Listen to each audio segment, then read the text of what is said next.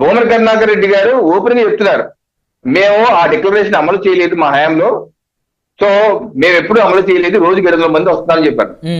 నేను అలాగే పోలీసులు కూడా అన్నాను, వీరు తాజా మాజీ చైర్మన్ రీ రిపోర్ట్ చైర్మన్ గా ఉండి చట్టాలని ఇంప్లిమెంట్ చేయలేదు కాబట్టి వీరి మీద తప్పనిసరిగా కేసు బుక్ చేసి విచారించాలి. ఎందుకు మాట్లాడుతున్నా అంటే డిక్లరేషన్ ఒక ఆచారమే కాదు, ఇది ఒక శాసనం. 1987 లో శాసనసభలో ఎండోన్మెంట్ డిపార్ట్మెంట్ ద్వారా చేసినటువంటి శాసనం, ఒక చట్టం. ఈ చట్టంలో టీటీడీ రూల్స్ అండ్ రెగ్యులేషన్స్ అనేది ఒక భాగం. 136 ఉంది, ఇది శాసనం. దాని అనుగుణంగానే GO number 311 dated 9th April 1990. ఇది జీవో కూడా రాష్ట్ర ప్రభుత్వం చేసిన శాసనం, చట్టం, అలాగే జీవో కూడా ఉంది. ఇది అన్య మతస్థులు వస్తే ఈ ఫార్మాట్ లో వారు డిక్లేర్ చేసి I dash belong to so and so religion, however I have faith in lord Venkateswara సంతకం పెట్టి కింద సాక్షి సంతకం పెట్టి అక్కడ ఉన్నటువంటి అధికారికి ఇవ్వాలి.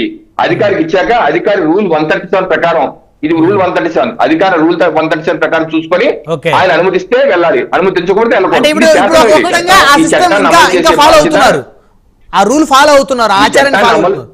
అవుతున్నారు కదా. మనకి ప్రముఖుల పేర్లు ఆల్రెడీ వస్తున్నాయి కదా, ఫరూక్ అబ్దుల్లా గారి పేరు, లేకపోతే అబ్దుల్ కలాం రాష్ట్రపతిగా ఉన్న అబ్దుల్ కలాం గారు వచ్చి 2 సార్లు వస్తే 2 సార్లు సంతకం పెట్టారు. ఈ చట్టంలో ఎక్కడ ఒకసారి పెడితే సరిపోతే జీవితాంతో అక్కర్లేదని ఎక్కడా లేదు, ఎల్లప్పుడల్లా మీరు పెట్టాలి. అలాగే సోనియా గాంధీ పెట్టారు, అలాగే చాలా మంది పెడతారు. కాదు ఏంటంటే చాలా మంది లక్షలాది మంది వస్తారు కాబట్టి ఎవరు అన్ని మతస్థులో తెలియదు. బట్ విఐపీలు అనుకోండి, వాళ్ళ ప్రోటోకాల్ ఉంటుంది కదా, ప్రోటోకాల్ ఉన్నప్పుడు వాళ్ళు వెంటనే తెలుస్తుంది కదా, ఇది ఈ మతం అని అవన్నీ అడుగుతారు, ఈ డిక్లరేషన్ మీరు పెట్టండి అని. అంతేగాని లక్షలాది మందిలో మనం ఐడెంటిఫై చేయలేదు కదా, ఐడెంటిఫై చేస్తే అడగాలి.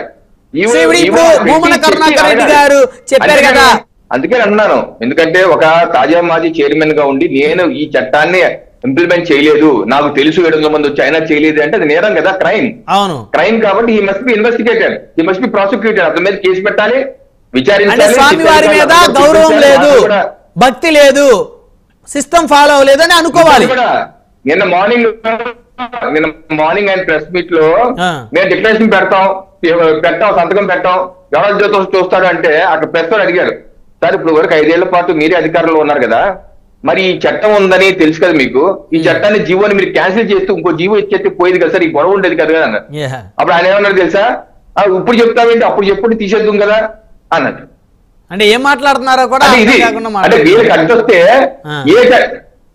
వీళ్ళకి అడ్డుంటే ఏదైనా తీసేస్తారు, ఏదైనా చేస్తారు. హిందువుల యొక్క మనోభావాలు, హిందువుల యొక్క ఆచార వ్యవహారాలు, హైందవ క్షేత్రాల మీద ఏ మాత్రం ధ్యాస లేదు, చిత్తశుద్ధి లేదు, చిత్తశుద్ధి లేని శివ పూజలే.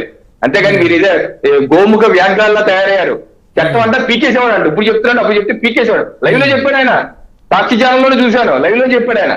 సో ఇటువంటి నేరాలు ఘోరాలు చేసే వ్యక్తులందరూ ఉన్నారు.